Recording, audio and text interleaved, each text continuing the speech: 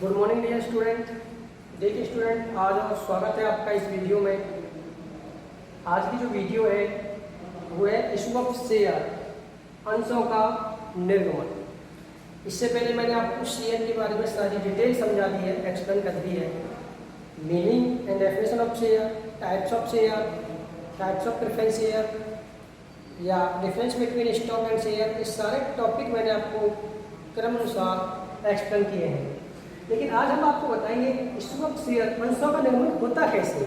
यानी कि जब किसी भी कंपनी को शेयर इशू करने होते हैं और किसी शेयर होल्डर को शेयर परचेज करने होते हैं, तो कैसे क्या प्रोसेस होता है इन दोनों के बीच, between company and share holder.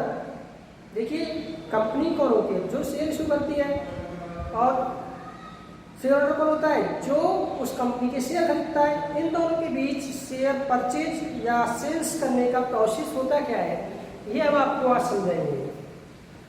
देखिए स्टूडेंट, अंशों के निर्गमन के लिए निम्न कार्यविधि अपनाई जाती है। यानी कि किसी भी कंपनी या बिजनेस के द्वारा जब कोई शेयर इशू किए जाते हैं तो ये 4 स्टेप होते हैं शेयर इशू करने के। 4 स्टेप में शेयर इशू का प्रोसेस कंप्लीट होता है। तो फर्स्ट पॉइंट है प्री विवरण जारी करना। प्री विवरण जारी करना, मैंने आपको लास्ट वीडियो में भी आपको बताया था कि प्री विवरण होता क्या है। एक बार और सुनेंगे। देखिए, प्री विवरण सर्वप्रथम जब किसी भी कंपनी को शेयर इशू करने होते हैं तो वह कंपनी अपना एक प्री विवरण पत्र जारी करती है, जनता में अपना एक प्री विवरण पत्र जारी करती है। अब प्री विवरण पत्र होता क्या है? प्री विवरण पत्र होता है ऐसा पत्र जो कंपनी के द्वारा जनता को अंश क्रय करने के लिए आमंत्रित करती हो।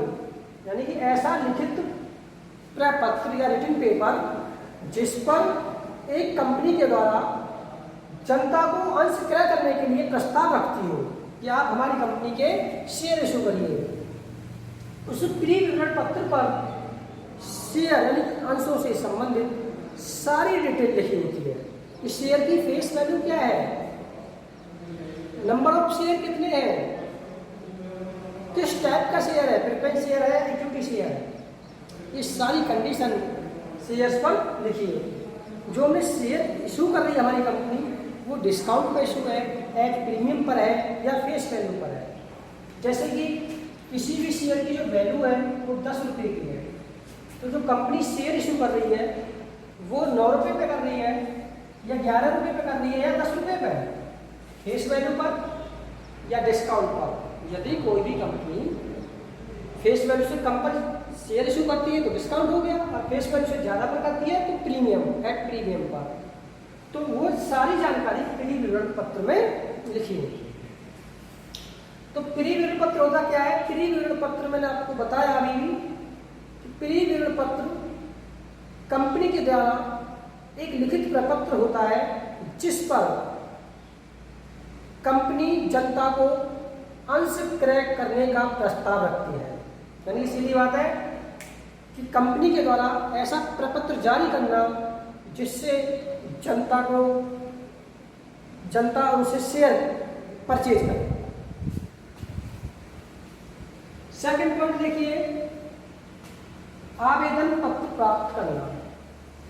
आवेदन पत्र प्राप्त करना, जब शेयर होल्डर के द्वारा या जनता के द्वारा प्री विवरण पत्र पढ़ लिया जाता है और प्री विवरण पत्र में सारी जानकारी अंशों की प्राप्त कर ली जाती है, तो उसके बाद एक आवेदन पत्र खरीदना होता है। शेयर होल्डर को कंपनी का एक आवेदन पत्र प्राप्त करना होता है। जैसे आप भी देखते होंगे कि जैसे आपने क्या किया, पहले आप कॉलेज में एडमिशन लेने वाले हो तो पहले आप क्या करोगे, कॉलेज का जो प्रोस्पेक्ट है या कॉलेज की जो जानकारी है उसे प्राप्त करोगे कहीं से भी, ठीक है। कॉलेज में आपको एडमिशन लेना है तो आप क्या करोगे, जैसे भजनपाल वाटी कॉलेज में एडमिशन लेना है तो फर्स्ट आप क्या करोगे, पहले कॉलेज के बारे में जानकारी प्राप्त करोगे। वो चाहे प्री विवरण में हो, चाहे प्रोस्पेक्ट में हो या किसी रिटन पेपर पर हो, सारी जानकारी प्राप्त कर लोगे। कितनी फीस है कॉलेज की और कॉलेज मान्यता प्राप्त है नहीं, कौन सा बोर्ड है, सारी जानकारी प्राप्त करने के बाद फिर आपको एडमिशन लेना तो क्या करना होगा, एक अपना आवेदन करना होगा। कॉलेज में आकर के एक फार्म लेना होगा और उस आवेदन पत्र को भरना होगा।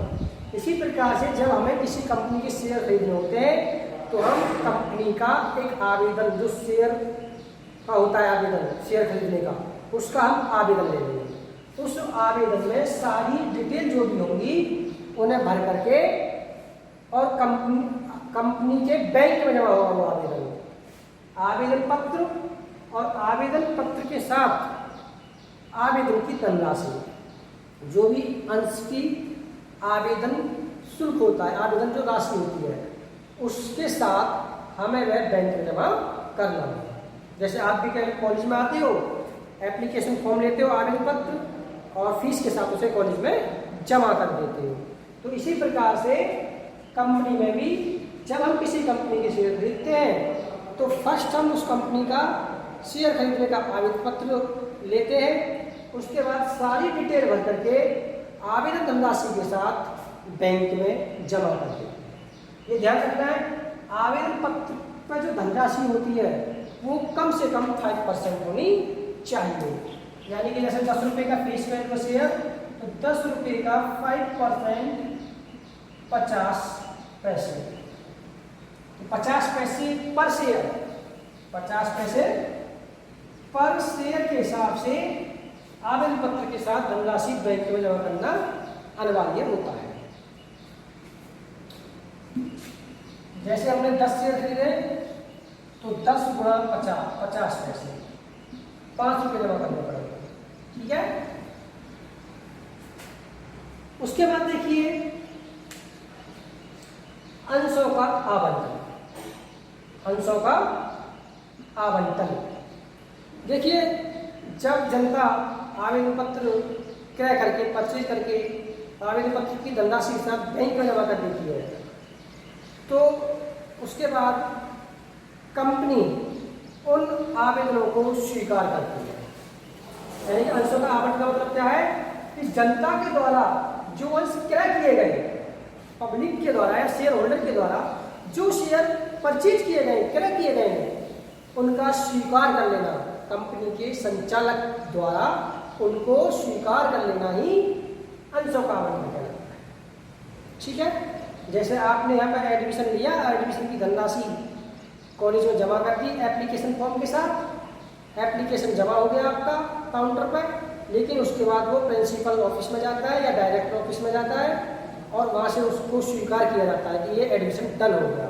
ऐसा नहीं है कि आप कॉलेज में आए और क्लर्क को फीस दी और आपका एडमिशन डन, उसके बाद भी उसको डायरेक्टर के द्वारा स्वीकार किया जाता है। स्वीकार करने के बाद तब उसका एडमिशन कंप्लीट होता है। इसी प्रकार से कंपनी में भी यही होता है कि जब आप आवेदन कर देते हो और आवेदन की जो धनराशि होती है उसे बैंक में जमा कर देते हो, तो उसके बाद कंपनी के डायरेक्टर के द्वारा उनको स्वीकार किया जाता है। अगर कंपनी का डायरेक्टर आपके अंशों को स्वीकार नहीं करता है तो वह बैंक के द्वारा ही आपके आवेदन किए गए अंशों को धनराशि सहित रिजेक्ट कर देगा और उसको रिटर्न कर देगा। आपकी जो धनराशि है उसको रिटर्न आपके अकाउंट में ट्रांसफर कर देगा। ओके, तो ये होता है अंशों का आवंटन। और जिस समय कंपनी अंशों का आवंटन करती है तो उस समय एक आवंटन पत्र लिख करके शेयर होल्डर को सूचना देती है कि हमने आपके अंशों का आवंटन कर लिया है, स्वीकार कर लिया है। और उस पत्र में अगर आवंटन पर कुछ धनराशि कंपनी को मंगानी होती है तो शेयर होल्डर को इन्फॉर्म किया जाता है कि इसमें आपको आवंटन के समय कुछ धनराशि देना अनिवार्य है। लास्ट पॉइंट है अंशों पर मांग या याचना। जब कंपनी अंशों का आवंटन कर देती है तो उसके बाद ऐसा जो भी बकाया अमाउंट होता है शेयर का, ऐसा हो सकता है कि जैसे 10 रुपये का शेयर था, मैंने बताया था एक शेयर 10 रुपये का, तो यहाँ पर तो आवेदन में कंपनी ने ले लिया 1 रुपये, आवंटन पे ले लिया 3 रुपये, तो कंपनी की कितने रुपये बचे? 10 - 4, 6 रुपये बच गए। तो 6 रुपये की कंपनी क्या करेगी, इंस्टॉलमेंट बना देगी अंशों पर मांगे याचना। जैसे 3-3 रुपए की 2 किस्त बना दी, 3 रुपए और 3 रुपए। तो जो पहली किस्त होगी वो फर्स्ट इंस्टॉलमेंट होगी, फर्स्ट इंस्टॉलमेंट। और जो नेक्स्ट किस्त होगी वो सेकंड एंड फाइनल कॉल होगी, सेकंड एंड फाइनल कॉल। इस तरीका से किस्त बनाई जाती है। तो ये है आपका प्रोसेस था इशू ऑफ शेयर्स। ओके, सभी स्टूडेंट डिटेल में बुक से पढ़ेंगे। चैप्टर नंबर 5 का टॉपिक है लागू 8वां 9वां टॉपिक होगा। इससे पहले मैं 8 टॉपिक आ चुका हूँ चैप्टर नंबर 5 से। तो आज इस टॉपिक को सभी स्टूडेंट कंप्लीट करेंगे। Okay student, thank you.